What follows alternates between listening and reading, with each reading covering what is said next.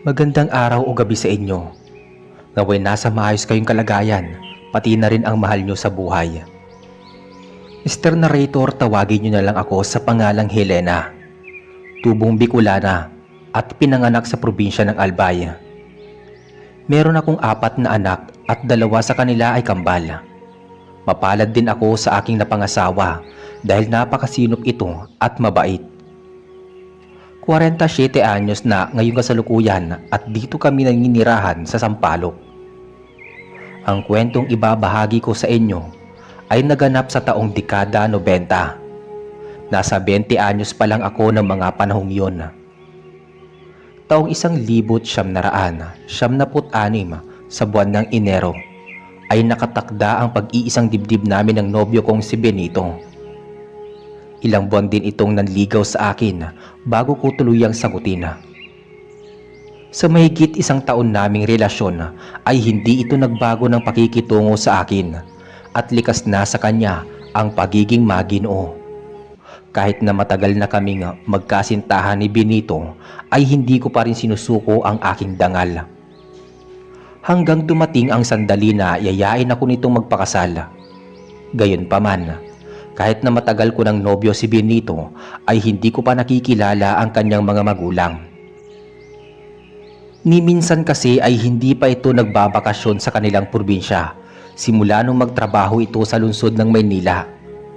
Hanggang dumating ang araw na malapit na ang itinakda naming kasal na gaganapin sa kanilang probinsya sa Aklan. Alam naman na ito ng aming mga magulang dahil palagi kami nagpapadala ng mga liham.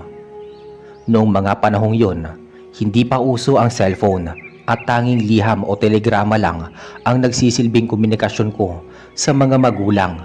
Kalakip na rin ang kalahating sinasahod ko tuwing katapusan ng buwan. Sinabi ko sa aking mga magulang ang planong pagpapakasal namin ni Benito.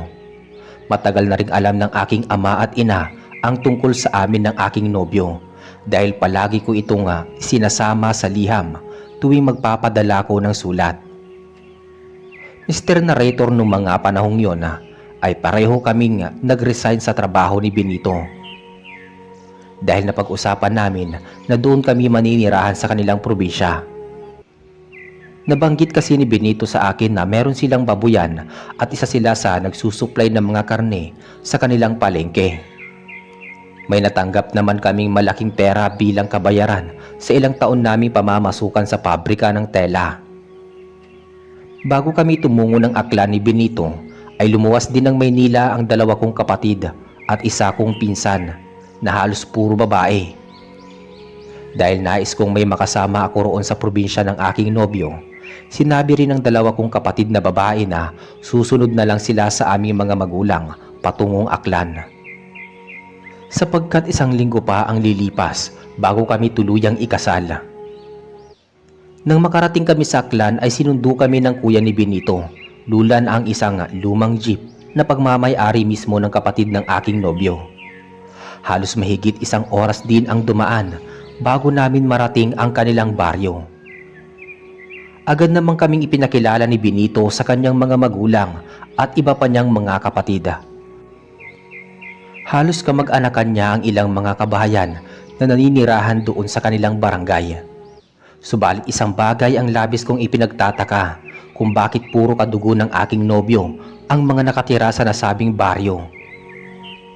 Mababait naman ang pamilya ni Benito. Inaasikaso nila kami ng mabuti at pinaghanda rin kami ng masasarap na pagkain. Malawak din ang kanilang babuyan sa likod ng kanilang bungalo na bahay. Sa unang araw namin na pananatili sa lugar ng aking nobyo ay naging maayos naman ang lahat. Hindi rin kami noon magkasama ni Benito sa isang kwarto, bagkus kasama ko ang 2 kong kapatid at pinsan, at kinabukasan ng hapon ay merong naganap na sayawang pangbarangay sa kanilang lugar. Naganap din ito malapit lang sa tapat ng kanilang tahanan. Kapatid din ng ina ni Benito ang kapitan del baryo ng kanilang barangay. Noong hapong iyon ay tumulong ang 2 kong kapatid at pinsan sa paghihiwa ng mga karne sapagkat nagkatay noon ng isang malaking baboy ang ama ni Benito. Benito, ano bang meron sa araw na to? Bakit nagkatay ng malaking baboy si Itay? Bakit merong naganap na sayawan? Usisang tanong ko sa aking nobyo. Naguguluhan kasi ako ng mga panahong yon dahil wala namang okasyon at 6 na araw pa ang lilipas bago kami ikakasal. Helena, bisperas ngayon ng kaarawan ng aming anito, ang Diyos ng pag-aani na nagbibigay ng karangyaan sa mga magsasaka at mga pamilyang nag-aalaga ng mga hayop para mabigyan ng mas masaganang ani ang mga pananim at maraming supling naman sa mga inahing hayop. Pagpapaliwanag noon ni Benito na hindi ko lubos maunawaan kung sinong tinutukoy nitong anito. Tatanungin ko pa sana ito nang bigla akong tinawag ng ina ni Benito dahil dumating na ang ilan nilang kamag-anak na galing pa sa ibang lupalop ng Aklan. Dumating din ang bunsong kapatid na babae ni Benito kasama ang nobyo nito na galing pang Maynila. Matapos akong ipakilala ng ina ni Benito sa ilan nilang kamag-anak na halos matatanda na, ay nagkwentuhan din kami ng bunsong kapatid ng aking nobyo na halos 2 taon lang ang tanda ko sa kanya. Lumipas ang ilang sandali habang masaya kami nagkukwentuhan ng mga kapatid at ilang pinsang babae ni Benito, ay nagsimula ng umugong ang malakas na tunog ng malaking speaker sa magaganap na sayawang pang-barangay. May ilang tao na rin ang umiindak sa gitna ng sayawan na tanging lupa lang ang nagsisilbing entablado. Sa bakuran naman ng malawak na bahay ng mga magulang ng aking nobyo ay meron na rin mga nag-iinuman habang ang iba naman ay abala sa pagluluto sa malaking kawa at kaldero. Nakikipagtunggaan na rin si Benito sa ilan niyang mga pinsang lalaki. Habang umiinom ito ay pasulyap-sulyap ito sa akin. Masaya naman ako sa 2 kong kapatid at pinsan dahil tila natutuwa sila habang kausap ang ilang kadalagahan na kasama nila sa paghihiwa ng mga karne at mga gulay na isasahog sa mga lulutuing ulam. Ngunit agaw atensyon sa akin ang kasintahan ng bunsong kapatid na babae ng aking nobyo dahil kasama nito sa inuman ang matatanda na halos matitipuno ang mga katawan. Nananatili itong tahimik na tila parang kinakabahan. Lumipas pa ang ilang sandali kung saan papalubog na ang araw ay dumarami na ang mga taong nagsasayawan. Nagsimula na rin na magpatay-sindi ang makukulay na ilaw sa buong paligid ng sayawan. Naaaliw naman akong pagmasdan sila habang iniindak ang kanilang katawan sa isang makalumang tugtugin. Lumapit na rin sa aking tabi ang 2 kong kapatid at pinsan dahil tapos na rin sila sa kanilang ginagawa. Ate Helena, hindi pa ba tayo kakain? Nagugutom na ako eh. Saad sa akin ng isa kong kapatid at ganoon din ang sinabi ng 2 sa akin. Nahihiya kasi silang tumungo sa loob ng bahay ng aking biyanan kahit na may naluto ng pagkain.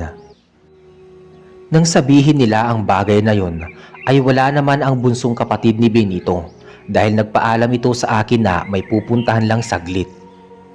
Tinawag ko si Benito upang yayain na kumain na kami, lalo na't 6:30 na rin ng mga oras na yon. Agad namang lumapit sa akin si Benito at sinabi sa kanya na nais na naming kumain. Tumango naman ito at matamis na ngumiti bilang tugon. Magkakasama kami pumasok sa loob ng kanilang tahanan upang kumain. Bago ako tuluyang makapasok sa loob ng bahay, ay sumagi sa isip ko ang nobyo ng kapatid ni Benito. Subalit nung tignan ko ito sa kanyang kinauupuan, ay wala na ito roon. Naisip ko na lang na baka isinama ito ng kanyang nobya. Mr. Narrator, noong makapasok kami sa loob ng tahanan, ay wala doon ang mga magulang ng aking nobyo, pati na rin ang mga matatandang kamag-anak nila na dumating kanina galing sa ibang panig ng Aklan. Benito, nasan sina Inay at Itay? Bakit walang katao-tao sa loob ng bahay niyo? Usisang tanong ko sa aking nobyo. Nagwika na lang ito sa akin na wag ko na lang hanapin ang kanyang mga magulang at kamag-anakan na matatanda na. Labis kong ipinagtataka noon yun. Hindi naman sila noon lumabas ng kanilang bahay. Ang pagkakaalam ko ay nasa loob sila ng kanilang tahanan dahil sa sinabi ni Benito ay hindi na ako muling nagtanong pa. Magkakasama kaming kumain at halos puro karne ng baboy ang nakalatag sa lamesa. Matapos naming kumain ay sinabihan kami ng aking nobyo na wag na kami mag-abala na maghugas ng mga pinggan. Ang pinsan na lang niya ang bahala sa mga hugasin. Helena, doon muna kayo sa loob ng inyong mga silid. Pero kung nais ninyong pumunta sa sayawan para manood, sabihan niyo lang ako para masamahan ko kayo. Wika ni Benito sa amin. Hindi ko alam kung bakit nasabi iyon ni Benito. Kung tutuusin ay nasa tapat lang naman ng kanilang bahay ang nagaganap na sayawang pangbarangay. Tingin ko tuloy may lihim itong itinatago sa akin. Tumungo na nga kami ng aking mga pinsan at kapatid sa aming silid tulugan, habang si Benito naman ay iniwan naming mag-isa sa kusina. Ilang baitang din ang kailangan naming ihakbang bago marating ang ikalawang palapag. Pabor naman sa dalawa kong kapatid at pinsan na manatili muna kami sa loob ng aming kwarto dahil napagod din sila sa paghihiwa ng mga karne. Nagkataon naman na nakatapat ang bintana ng aming silid sa nagaganap na sayawan, kaya dumungaw muna kami sa bintana upang manood sa mga taong walang tigil sa kakaindak ng kanilang katawan. Habang nililibang namin ang aming mga sarili sa panonood, tila napansin ko na may nagaganap na kaguluhan sa dalawang panig ng grupo ng mga kalalakihan. Ang gulong yon ay humantong sa madugong pisikal na alitan. Pinagtulungang bugbugin ng kalalakihan ang tatlong binatilyong nakasagutan nila hanggang sa dumating sa punto na isang may edad na lalaki ang marahang naglakad patungo sa nagaganap na kaguluhan. May hawak itong mahabang machete habang walang suot pang itaas na damit at balbas sarado din ito. Nang tuluyang makalapit ang lalaking may bitbit na machete, ay walang habas nitong hinawakan ang ulo ng isang binatilyo na halos duguan na ang damit dahil sa mga natamo nitong suntok. Matapos hawakan ng balbas saradong lalaki ang ulo ng binatilyo, ay hinila nito ng malakas ang buhok nito at walang awa na tinaga ang leeg ng binatilyo. Halos sumirit ang masagana nitong dugo habang nakalawit ang ulo at kaunting balat na lang ang nagdudugtong sa leeg nito. Dahil sa pangyayaring yon ay tumakas ang dalawang kasamahan nito. Subalit hinabol sila ng ilang kalalakihan na kapwa mga residente sa nasabing baryo. Mr. Narrator, noong gabing yon ay napatakip na lang kami ng aming mga kamay sa aming mga bibig at mata sa labis na hilagpot na aming nasaksihan. Matapos humantusin ang binatilyo sa lupa, ay muli itong tinaga ng balbas saradong lalaki hanggang sa tuluyang maputol ang ulo nito. Karumal-dumal at brutal ang sinapit na kamatayan ng lalaki na halos hindi naman nalalayo ang edad nito sa amin. Ngunit isang bagay ang labis kong ikinagulat ng gabing yon. Dahil nakita ko si Benito kasama ang ilan niyang mga pinsan na lumapit sa balbas saradong lalaki. Kinausap niya ito at hindi ko rin alam kung ano ang sinabi nito noon. Matapos magwika ni Benito sa lalaking may hawak na machete, ay tumangulang ito hanggang isilid sa sako ang katawan at pugot na ulo ng binatilyo. Dumating sa punto na ibinaling ni Benito ang kanyang paningin paitaas sa aming kinaroroonan, kaya dagli kong sinarado ang bintana para hindi niya kami makita. Noong may sarado ko na ang bintanang dihila, ay agad na napayakap sa akin ang dalawa kong kapatid at pinsan na halatang nanginginig sa sobrang takot. Malakas din ang kabog ng kanilang mga puso. Ate Elena, nakakatakot naman dito sa baryo ni Kuya Benito. Utal na sabi ng sa akin ng isa kong kapatid na halos nanginginig ang mga labi. Kahit ako ay nakaramdam ng matinding sindak na parang gusto nang humiwalay ng aking kaluluwa sa aking katawan. At dahil ako ang mas nakakatanda sa kanila, ay pinilit kong maging mahinahon at ipakalma ang puso't isipan ng dalawa kong kapatid at pinsan. Habang kinakausap ko ang mga kasamahan ko sa loob ng aming silid, ay biglang may kumatok sa pinto at tinawag ng marahan ang aking pangalan at tinig iyon ni Benito. "Helena, buksan mo ang pinto. Gusto kitang makausap." Marahang sambit ni Benito habang kinakatok ang pintuan. Agad ko naman siyang pinagbuksan ng pinto ng mga panahong yon. Nang makapasok si Benito sa aming silid, ay agad nitong isinarado ang pinto at hinawakan nito ang aking kamay at magkatabi kaming umupo sa malapad na silya sa mismong harapan kung saan nakaupo sa katre ang dalawa kong kapatid at pinsan. Huminga muna ng malalim si Benito bago nagwika sa nais nitong sabihin sa akin. Nabanggit nito sa amin na dayo raw sa kanilang baryo ang 3 binatilyo. Dumayo pa ito sa kanilang lugar para makipagsayawan. May mga nililigawan daw silang mga katalagahan sa kanilang lugar, subalit hindi nabanggit ni Benito ang tungkol sa lalaking balbasarado at kung bakit ito pinatay ang binatilyo at isinilid sa sako. Lahat ng gusto kong itanong sa aking nobyo ay hindi ko magawang sabihin. Natatakot kasi ako noon na baka magalit ito sa akin kung uungkatin ko pa ang tungkol sa bagay na yon. Mr. Narrator, matapos akong kausapin ni Benito, ay agaran naman itong lumabas ng aming silid. Pakiwari ko'y may lihim itong itinatago sa akin.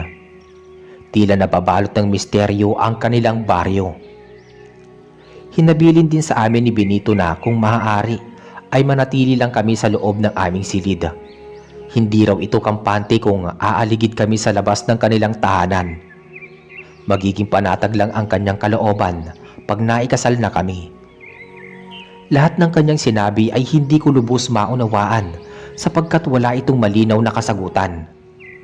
Noong lisanin ni Benito ang aming kwarto, ay muli akong tumabi sa mga kasamahan ko. Hindi pa rin mawala sa kanilang isipan ang kahindik-hindik na pangyayari. Nagtataka din ako ng gabing yon kung bakit nagpatuloy pa rin ang nagaganap na sayawan na pambarangay kahit na may naganap na patayan. Muli akong sumilip sa bintana ngunit manipis lang ang pagkakabukas nito para wag akong makita. Nagulantang na lang ako sa aking nasaksihan dahil maraming tao na naman ang nagsasayawan habang inaapakan nila ang sariwang dugo na nagkalat sa lupa.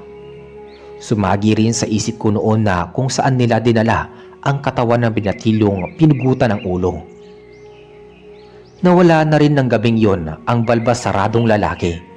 Hindi na rin nagawang sumilip noon sa bintana ng dalawa kong kapatid at pinsan dahil hindi pa rin maibsan ang takot na kanilang nararamdaman.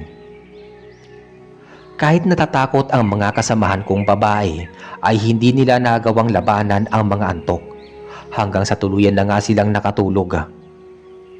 Magkakadikit ang kanilang mga katawan sa pagkakahiga habang ako naman ay hindi pa dinadalaw ng antok at nananatiling nakabukas ang diwa. Hanggang sa nakaramdam ako ng pananakit ng bantog at nais kong umihi ng gabing yon. Nagkataon naman na walang palikuran sa loob ng aming silid, kaya kailangan ko pang lumabas ng kwarto. Batid ko rin na humina na ang tunog ng musika na nagaganap na sayawan.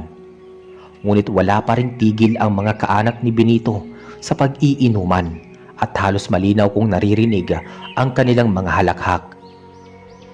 Hindi ko rin mawari kung bakit hindi man lang ako pinuntahan ni Benito para alamin ang kalagayan ko. Marahan akong bumangon sa aking pagkakahiga upang umihi. Nang makalabas ako ng silid, ay natatanaw ko ang ibabang bahagi kung saan nagtitipon-tipon sa pagkainan ang matatanda sa kasagsagan ng gabing yun. Hindi naman sila kumakain, bagkus nagkukwentuhan lang. Nang malaya kong narating ang palikuran ay agad naman akong umihi. Subalit nang makalabas ako ng banyo ay napaiktad na lang ako sapagkat naroon sa labas ng banyo ang ina ni Benito na halatang hinihintay ako nito. Inay, magbabanyo ka rin po ba? Utal kong tanong sa ina ng aking nobyo.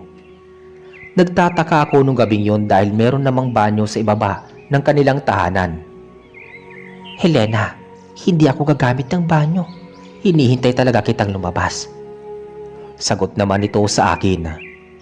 Tinanong ko noon ang aking biyanan kung bakit niya ako hinihintay. Nagwika na lang ito sa akin na gusto niya akong makasalo sa pagkainan kasama ang ilang matatanda. Sinabi ko naman na tapos na akong kumain kasama si Benito at dalawa kong kapatid at pinsan. Ngunit nagwika rin ito na alam niya na dahil sinabi iyon ng kanyang anak. Nabanggit din ito na wala si Benito at kasama nito ang bunso niyang kapatid. At dahil sa ina niya ang nagyaya sa akin ay hindi ako nakatanggi sa alok nito.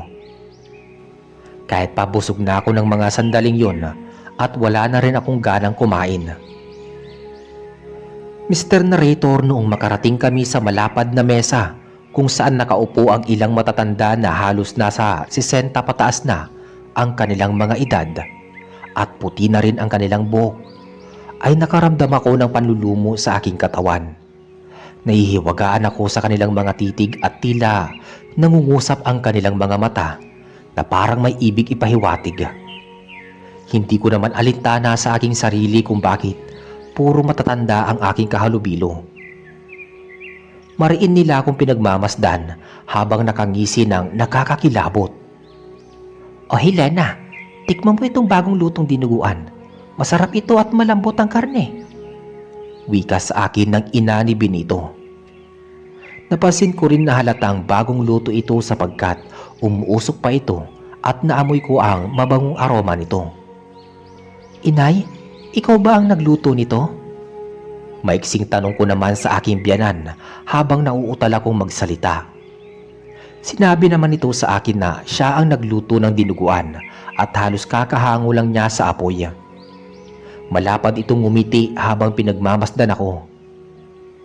Mr. Narrator, ewan ko ba noong mga panahong yun kung bakit naiinganyo akong lantakan ang bagong lutong dinuguan.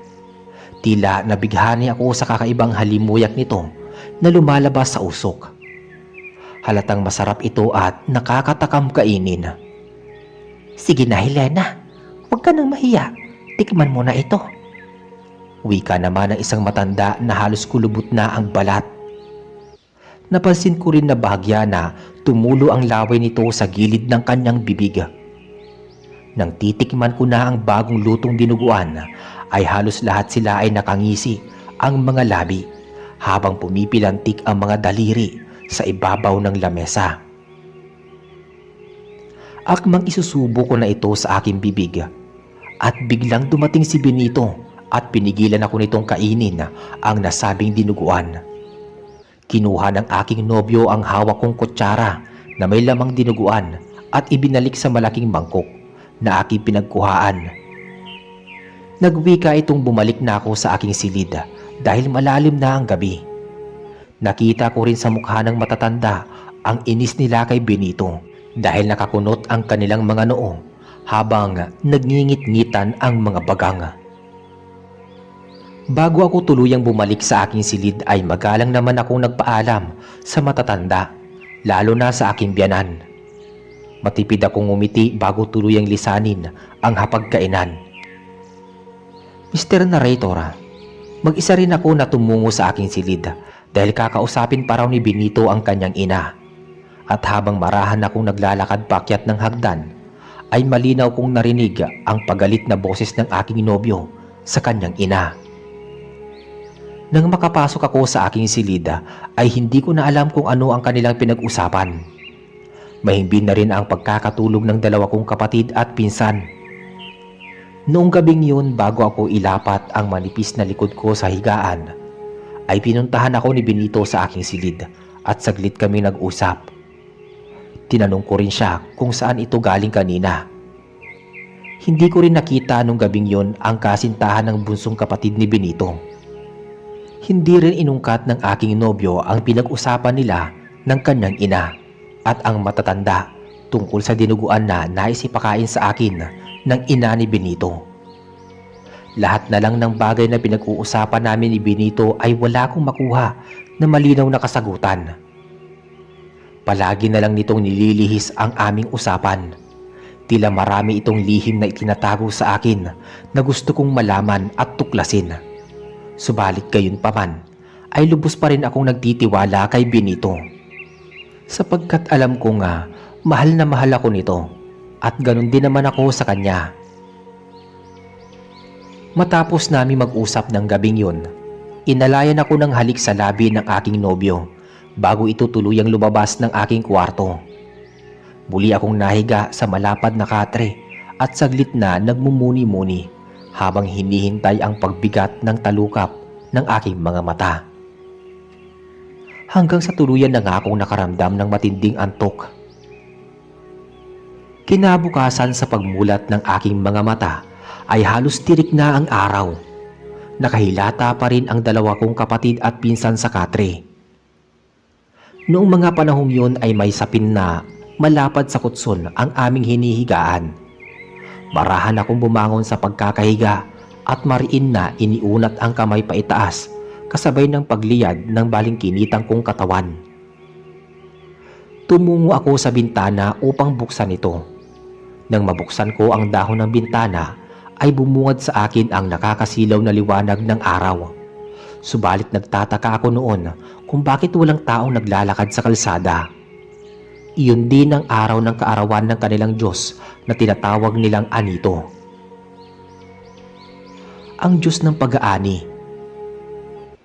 Dahil tirik na ang araw ng mga panahong yon, ay naisipan kong gisingin ang dalawa kong kapatid at pinsan.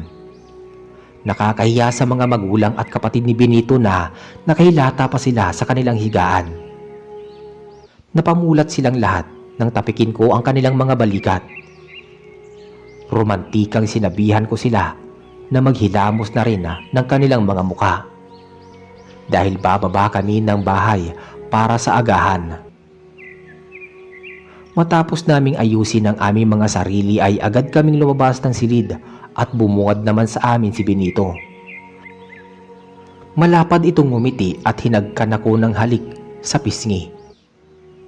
Magkakasama kaming bumaba ng hagdan at nang makarating kami sa kusina kung saan nakasadlak ang malaki nilang lamesa ay naroon na ang bunsong kapatid na babae ni Benito. Hindi nito kasama ang kanyang nobyo at mag-isa itong kumakain. Nagtataka ako noon kung bakit wala ang kasintahan nito. Wala din ang matatanda, pati na rin ang mga magulang ni Benito. Habang kumakain kami, napansin kong tila tahimik ang bunsong kapatid ng aking nobyo na parang may malalim itong iniisip. Nakikita ko ang labis na kalungkutan sa kanyang mga mata. Dahil sa katahimikan ang namumutawi sa aming lahat, ay naisipan kong basagin ito. Tinanong ko ang kapatid ni Benito kung nasaan ang kanyang nobyo at bakit hindi niya ito kasamang kumakain. Subalit hindi ito umimik, bagkus nang umpisang tumulo ang mga luha nito sa kanyang mga mata. Lumapit si Benito sa kanyang kapatid at marahang hinaplos ang likod nito.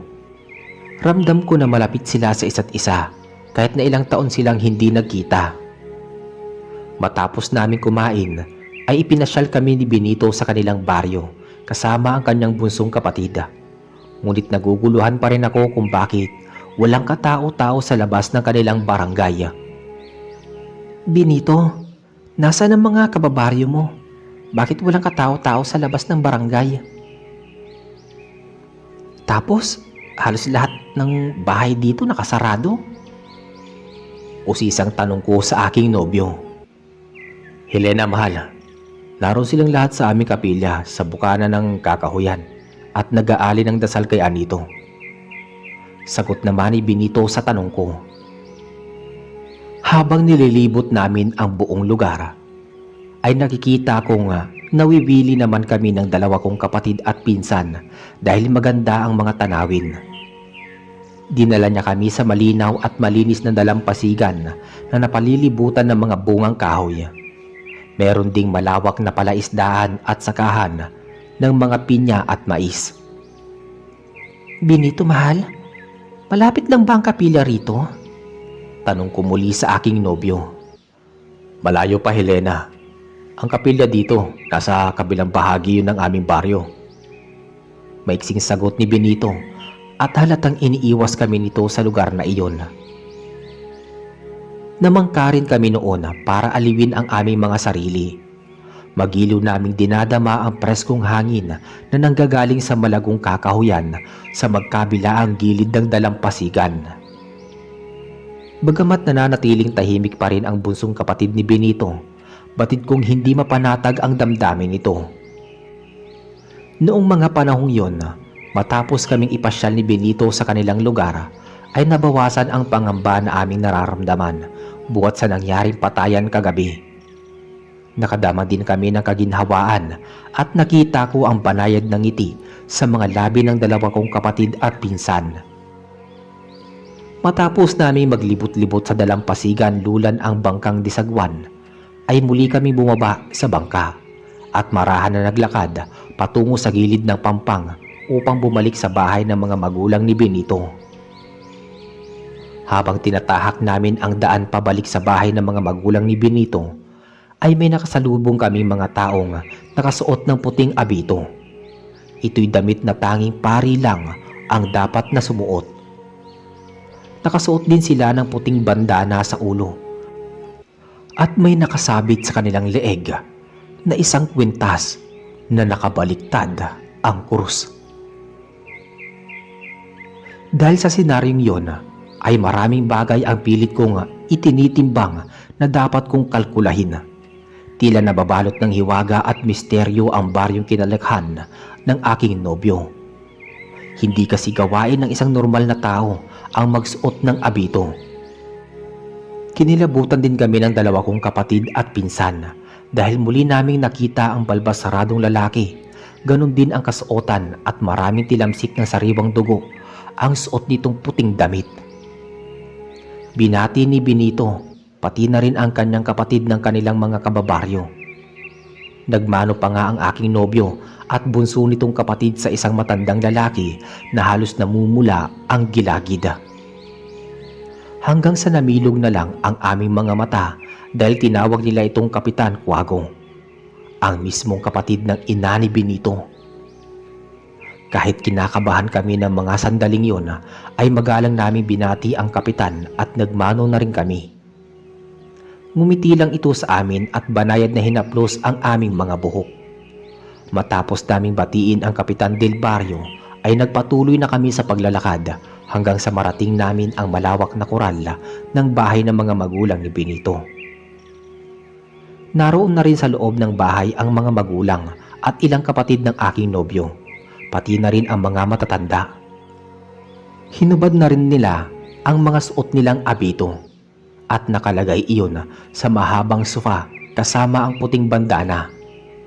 Ngunit nananatili pa rin na nakasabit sa kanilang leeg ang kwintas na nakabaliktad ang krus. Matalim ang pagkakatitig nila sa amin nang makapasok kami ng bahay, maliban na lang sa ama't ina ni Benito na matamis akong tinapunan ng ngiti.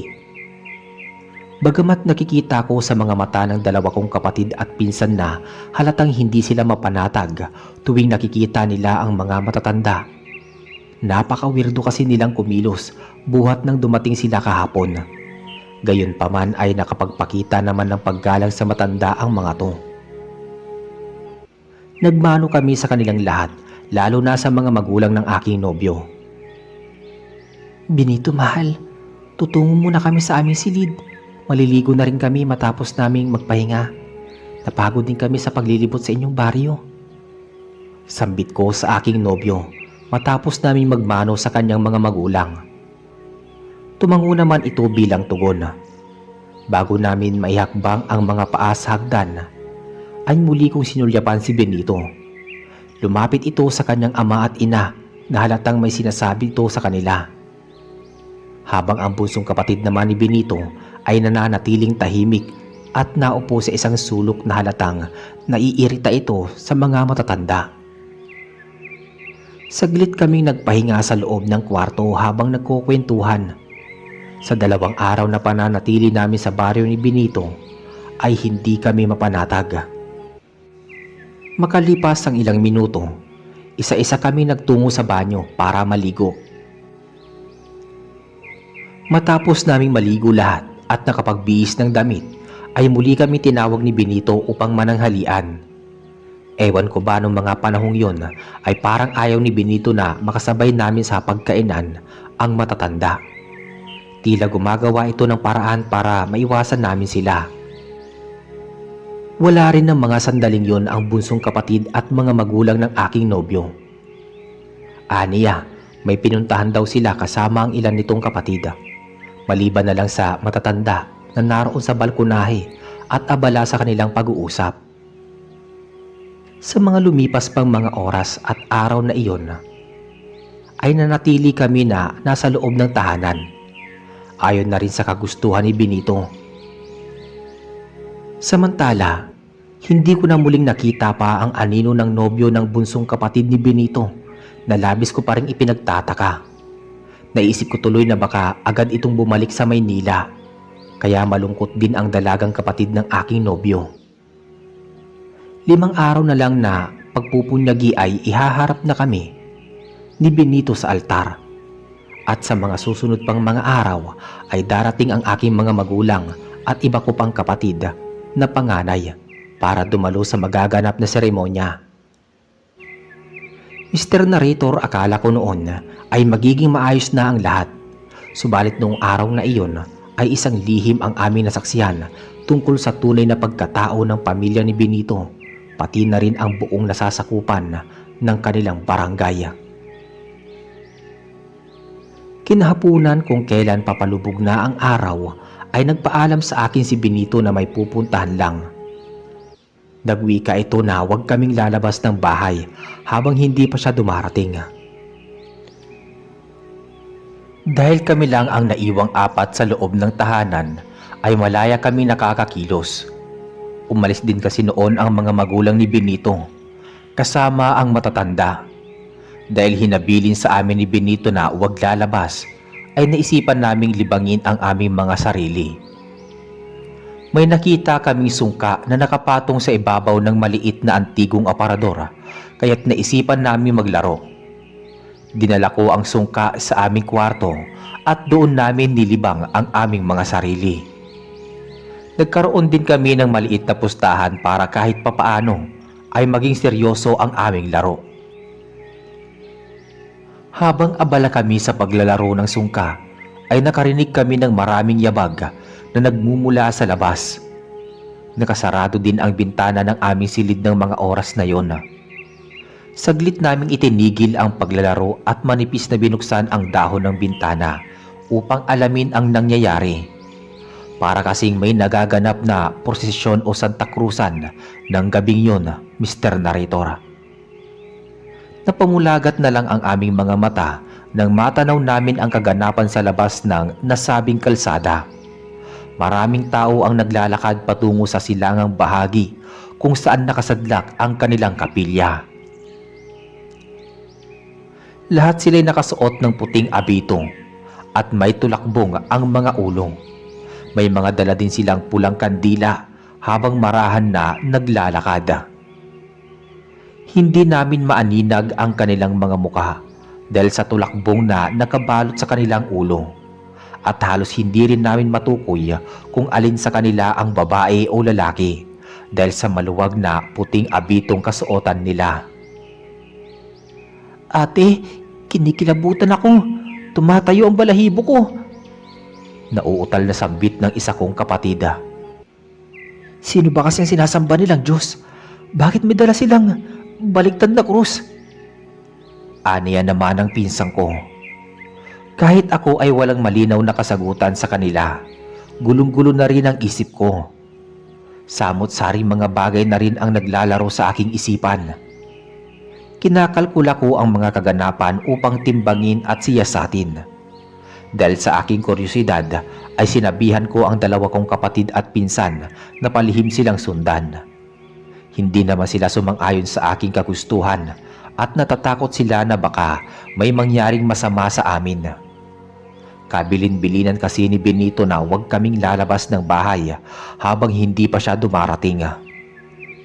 At dahil gusto kong malaman ang kanilang ginagawa, ay naisipan ko na ako na lang mag-isa ang bubuntot sa kanila para alamin ang kanilang ginagawa. Hindi kasi gawain ng isang normal na tao ang magsuot ng puting abito.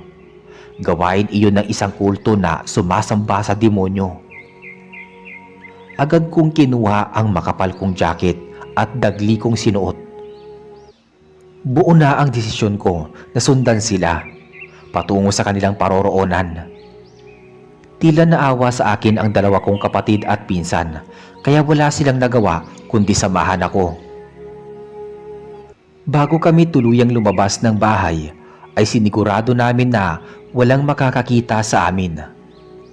Nang tuluyang makalayo ang isang grupo na nakasuot ng puting abito, ay palihim namin silang sinundan na may ilang metro ang layo.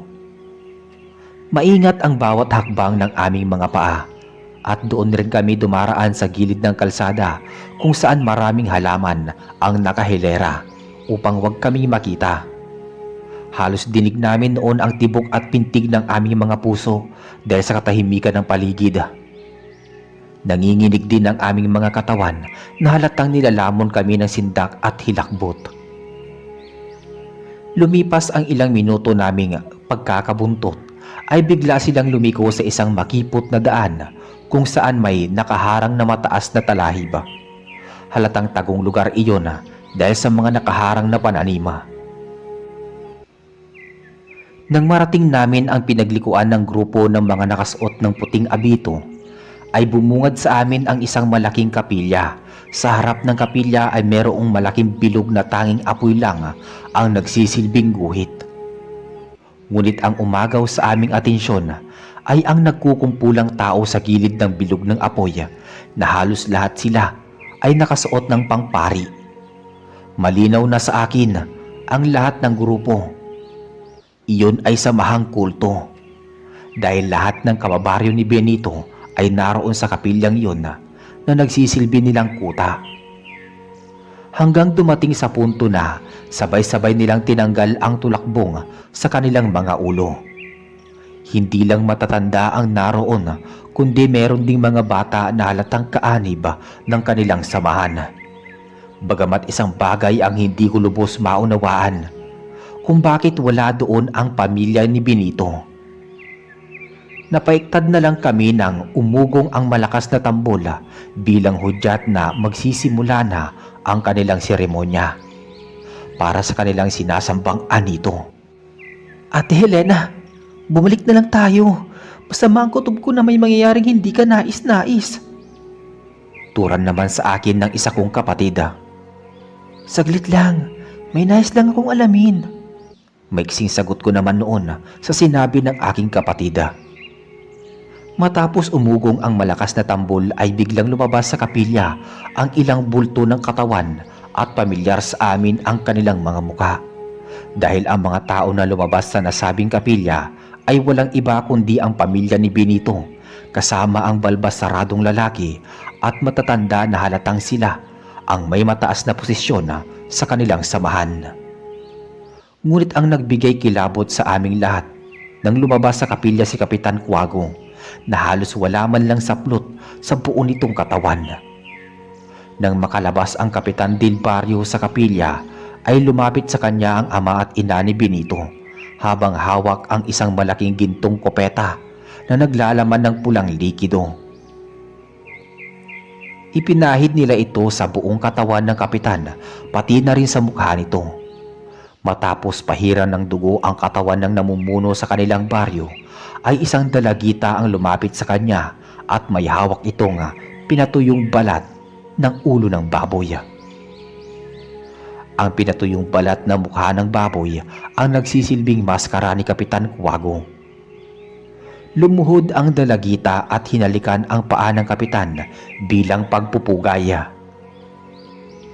Hanggang sa lumuhod sa lupa ang sinasakupan ni Kapitan na para bang sinasamba ito at inuusal ang pangalang Anito. Dahil sa aming nasaksihan ay klarado na ang lahat. Si Kapitan Cuago at ang Anito na kanilang sinasamba ay iisa. Muntik pa sanang mapasigaw ang dalawa kong kapatid at pinsan nang hilahin ng balbas saradong lalaki ang isang tao na nangihina.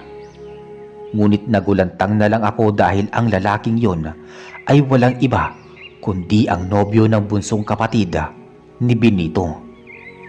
Bukod roon ay may dalawang bulto pa ng katawan ng binatilyo ang kinakaladkad ng dalawang matipunong lalaki patungo sa gitna ng bilog na apoy kung saan merong nakatusok na 3 krus na kahoy.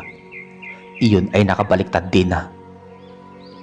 Hinuburan nila ito ng kasuotan at iginapos sa krus katulad sa pagkakahulma kung paano ipinako si Kristo. Matapos igapos ang 3 binatilyo ay tumungo roon si Kapitan Cuago kasama ang ama at ina ni Benito.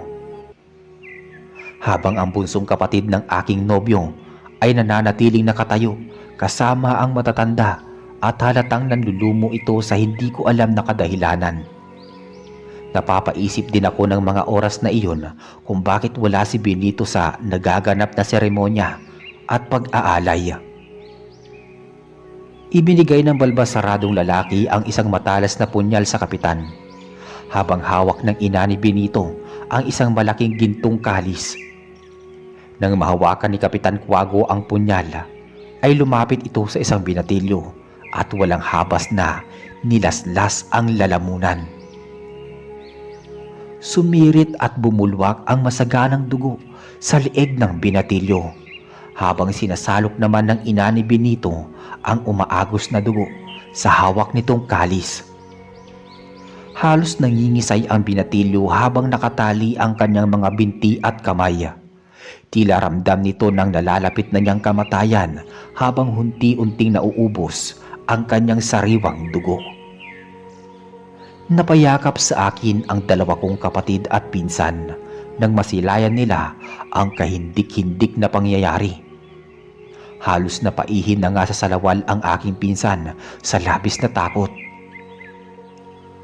Samantala, nag-uukil-kil ang aming mga pandinig sa lumalabas na sigaw ng isang binatilyo na mismong kasintahan ng bunsong kapatid ni Benito. Batid nito na dadanasin din niya ang sinapit ng isang lalaki na nilaslas ang lalamunan. Kaya pala malungkot ang kapatid ni Benito dahil kasama ang kanyang nobyo sa magaganap na pag-aalay. Matapos gilitan ng leeg ni Kapitan Cuago ang binatilyo, ay muli itong lumapit sa isa pang lalaki at ganoon din ang ginawa nito. Muli iyong sinalok ng gintong kalis ng ina ni Benito.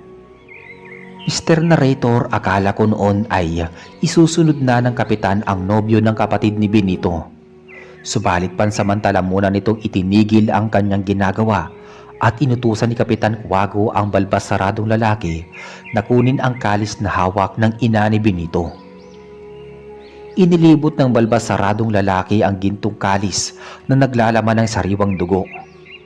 Isa-isa nitong pinainom ng sariwang dugo ang bawat kasapi ng kanilang samahan, pati na rin ang matatanda na nakatayo malapit sa pintuan ng kapilya.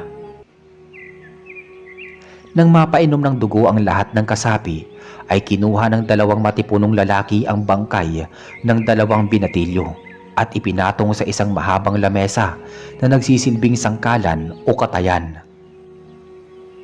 Kinuha ng 2 matipunong lalaki ang matalas na sundang at walang habas na kinatay ang katawan ng 2 binatilyo. Pinagpira-piraso nila ito at pinakain sa bawat kasapi. Halos nanlilisik ang kanilang mga mata habang nilalantakan nila ang chap-chap na katawan ng 2 binatilyo, habang walang tigil sa kakasigaw ang natitirang binatilyo na nakagapos pabaliktad sa krus. Sa isang kisap mata lang ay agarang naubos ang sariwang karne ng tao. Para silang mababangis na hayop na nakawala sa hawla. Ngunit napaisip ako noon kung bakit hindi kumain ng karne ng mga tao, ang mga magulang ni Benito, pati na rin ang iba niyang kapatid kasama na si Kapitan. Sumagi na lang sa isip ko noon na baka ang huling alay ang lalantakan nila.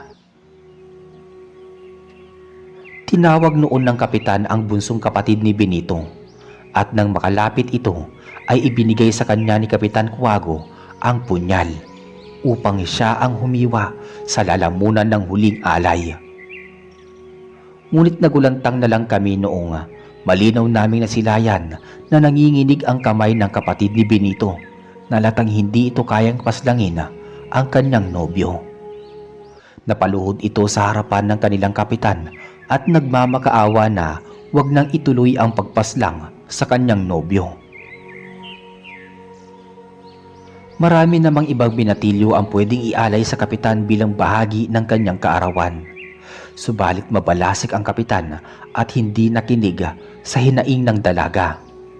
Kaya't nagmakaawa ito sa kanyang mga magulang na dugtungan ang buhay ng kanyang kasintahan. Ngunit tulad ni kapitan, ay walang emosyon ang mga mukha nila. Lalo na't mataas ang katungkulan ng kanyang mga magulang sa kanilang samahan at adhikain. Mr. Narrator, isang bagay pa ang nagbigay sa katakutan sa amin. Dahil hindi lang pala sila kulto, bagkus may tinatago pa silang lihim sa kanilang pagkatao. Matapos magmakaawa ng dalaga ay tila nagalit ang kapitan. Umangil ito ng malakas na parang isang halimaw. Nagsimula na ring pumunit ang balat ng kapitan at umusbong ang mga buhok sa panibagong balat. Tumalas ang mga kuko at pagil nito at nagbabaga ang mapupulang mga mata. Parang isa itong itim na oso na may mabalasik na muka. Nangangalaiti ito sa galit sa pagsaway sa utos ng dalaga sa kanya. Isang malinaw na kasagutan ang aking nalaman simula nang magpalit ng anyo ang kapitan. Baryo pala ng mga aswang ang kinamulatang angka ni Benito. Ate Helena, umalis na tayo dito. Parang sasabog na ang puso ko sa labis na takot eh. Sambit ng isa kong kapatid na napapaihi na rin sa labis na takot. Halos pumanghin na noon sa aming pinagkukublihan sa malagong talahiban. Sumang-ayon na rin ako sa sinabi ng aking kapatid sapagkat hindi ko na rin masikmura ang malagim na aking natutunghayan. Akmang tatayo na sana kami ay biglang sumigaw ang kasintahan ng dalaga dahil sinakmal ito sa leeg ng kapitan at hiniwa ang sikmura nito gamit ang matatalas nitong kuko. Pumulandit ang masaganang dugo sa leeg at tiyan ng binatilyo. Bumulwak din ang bituka nito at sumadsad sa lupa. Nangisay din ito at parang isang manok na pinugutan ng ulo. Tila para kaming binuhusan ng malamig na tubig sa sobrang gimbal na aming nasaksihan. Pakiwari ko'y ramdam ko ang hapdi at kirot ng sakmalin ang binatilyo at butasin ang sikmura nito. Naghihisterical naman ang namumutawi sa puso ng bunsong kapatid ni Benito. Hindi nito matanggap na harap-harapan nitong makikita kung paano patayin ang kanyang nobyo. Huli na ang pagsisisi nito sapagkat nangyari na ang dapat mangyari. Nakonsensya ito dahil ipinagkalulo niya ang kanyang nobyo bilang alay sa kapitan. Habang naninigas at nangangatog ang mga tuhod sa aming pinagkukublihan, ay bigla akong nakarinig ng mga yabag ng paa na papalapit sa aming pinagtataguan. Nang makalapit sa amin ang mga yabag na iyon, ay agad kong nasilayan si Benito. Benito? Bulalas kong sabi sa aking nobyo. Maingat at marahan itong umupo ng paluhod sa aking tabi. At sinenyasan ako na huwag maingay. Halata sa mukha nito ang labis na pagkabahala habang pawisan ang mukha. Nagwika ito ng pabulong kung bakit kami lumabas ng kanilang tahanan. Hindi na rin nagawang magpaliwanag ni Benito dahil iniiwasan nitong makalikha ng ingay. Nararamdaman kong wala namang masamang intensyon sa akin si Benito dahil alam kong mahal ako nito at ganun din naman ako sa kanya. Ngunit gayon pa man ay nararamdaman ko pa rin ang puot at galit sa kanya dahil sa kanyang pagsisinungaling at pagtatago ng lihim sa akin na labis kong kinadismaya. Helena, mahal, siguro wala na akong dapat pang ipaliwanag sa iyo. Malamang nasaksihan niyo na ang buong kaganapan sa... itinatagong lihim ng aming pamilya at angkan namin, pati na rin ang aming nasasakupan. Pabulong muling sabi nito sa akin. Sinabi din ito sa amin na likasin na namin ang kanilang baryo habang abala ang lahat sa kapilya. Kaya't marahan kaming kumilos at naging maingat ang bawat hakbang ng aming mga paa. Nang tuluyang kami makalayo sa kapilya, ay doon sinabi sa akin ni Benito na wala namang mangyayaring masama sa akin, pati na rin sa mga kapatid ko at pinsan. Dahil magiging bahagi na ako ng kanilang pamilya. Itinago nito ang lihim ng kanilang pamilya at angkan dahil natatakot ito na baka iwanan ko siya. Ipagtatapat daw sana nito ang tunay nilang lahi matapos kaming ikasal. Subalit mukhang alam niya na hindi matutuloy ang aming kasal dahil sa aming nasaksihan. Kahit na masakit para sa amin ni Benito na tapusin ang aming relasyon, ay pinaraya ako nito. Matapos naming marating ang kanilang tahanan, ay agad naming kinuha ang aming mga gamit. Tinulungan kami ni Benito sa pagbubuhat ng aming mga bag at sinamahan kami na makalabas sa kanilang barangay. Malaya naming narating ang labasan ng kanilang baryo dahil wala namang ibang tao sa kanilang lugar, sapagkat naroon lahat sa kapilya. Nang marating namin ang malawak na kalsada kung saan may dumaraan na sasakyan patungo sa bayan, ay doon nagpaalam na sa amin si Benito. Malungkot ang mukha nito nang maghiwalay ang aming landas. Kahit ako ay nasaktan sa bigla ang paghihiwalay namin, ayon na rin sa bugso ng aking damdamin. Mr. Narrator, nang makarating kami sa bayan, ay agad kami sumakay sa paradahan ng jeep patungo sa Pantalan. At doon na kami nagpalipas ng gabi hanggang sa makasakay kami ng barko pabalik ng Maynila. Hindi ko rin lubos akalain na ibinigay ni Benito ang hawak niyang pera sa aking kapatid noong kami ay kanyang inihatid sa labas ng kanilang baryo. Alam kasi niya na hindi ko yun tatanggapin kapag sa akin niya ibinigay. Noong makarating kami ng Maynila ay muli kami sumakay ng bus pabalik sa aming probinsya. Isang araw lang naman ang biyahe patungo sa amin, kaya maaabutan ko pa ang aking mga magulang na wag nang matuloy tumungo sa Aklan dahil hindi naman matutuloy ang aming kasal. Hindi ko nabanggit kay ama't ina ang lahing pinagmula ni Benito bilang respeto sa kabaitan niya sa akin. Sinabihan ko rin ang dalawa kong kapatid at pinsan na ilihim na lang nila ang kanilang nalaman para na rin sa ikatatahimik ng lahat. Ilang buwan muna akong nanatili sa aming probinsya para kalimutan ang naganap na pangyayari. Subalit hindi mawala sa isip ko si Benito dahil palagi siyang sumasagi sa aking isipan at siya pa rin ang nilalaman ng puso ko. Sa paglipas pa ng ilang buwan ay naisipan ko muling tumungo sa Maynila para magtrabaho. Meron akong kaibigang babae na namamasukan sa isang pabrika. Agad naman akong nakapasok doon at tumagal ako sa aking pinapasukang pabrika. Doon na rin ako nanuluyan sa kaibigan ko dahil mag-isa lang ito sa inuupahan nitong bahay. Subalit sa paglipas ng isang taon ay muling pinagtagpo ang aming landas ni Benito na minsang mamalengke ako sa araw ng aking pahinga sa trabaho.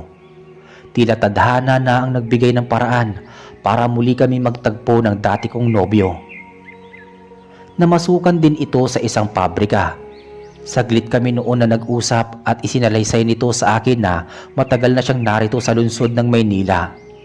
Nagbabaka sakali siya na muli niya akong makita sa Maynila at hindi nga ito nabigo. At dahil si Benito pa rin ang nilalaman ng puso ko, ay binigyan ko siya ng pagkakataon na muling ibalik ang naudlot naming pagmamahalan. Muli akong niligawan ni Benito at hindi na ako nagdalawang isip na siya ay sagutin. Mr. Narrator, naging maayos ulit ang relasyon namin ni Benito at nagsimula kami ng panibagong buhay. Umalis na rin ako sa bahay ng aking kaibigan at doon ako tumira sa inuupahang bahay ni Benito. At nagsama na kami sa iisang bubong.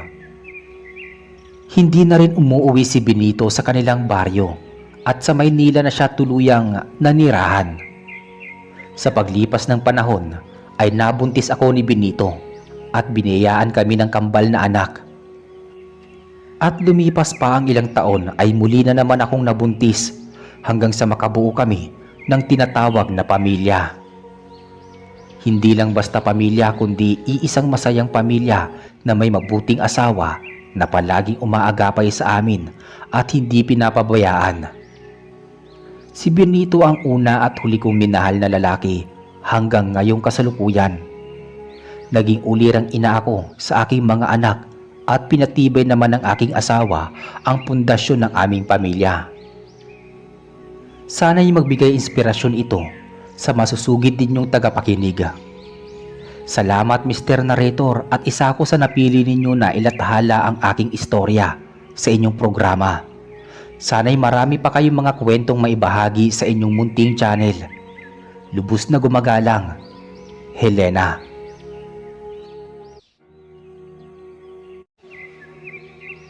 Magandang araw o gabi sa inyo.